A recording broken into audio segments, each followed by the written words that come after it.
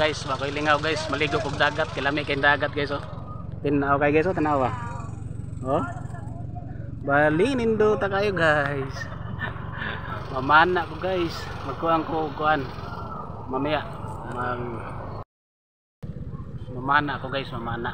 Dala ko gati para nyang gabi sisid ko da guys, ano. Yan, ang linaw. So, mayroon ako ng para guys, tsaka flashlight para mag-practice ako ng manghuli ng isda guys. Tingnan mo guys, oh, ang ganda oh. Oh. Walang kalon-alon guys oh. Wow, walang kalon-alon. Oh. Oh, tingnan mo yung paikot natin guys oh. Gano? Oh, ang daming namasyal dito. Mayroong tatlong ano guys, mayroong tatlong birds. Yan oh. So dito lang ako maglalaro guys kasi para pampawala sa lamig-lamig sa katawan, kailangan maligo tayo sa dagat. Yan oh. Yun. Para mawala yung lamig-lamig natin sa katawan guys, dito tayo maliligo. Sobrang ganda ng tubig guys oh. Yan oh, tingnan mo guys. Oh. Diyan ako mamaya guys pag gabi na kasi masarap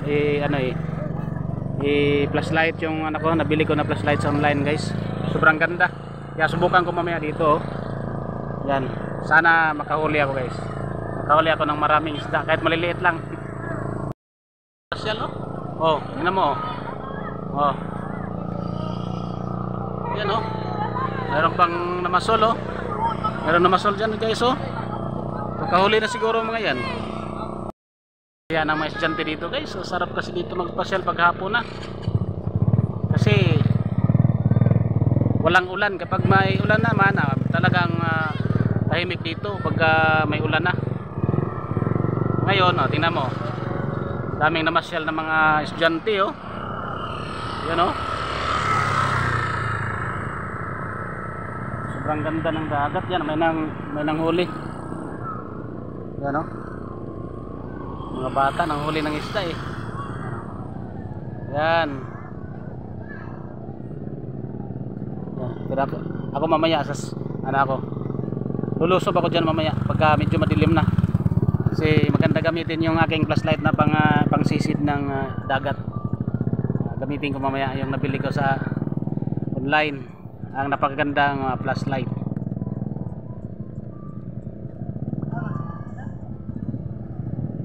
Sobrang linis guys ang ano natin, pier natin dito.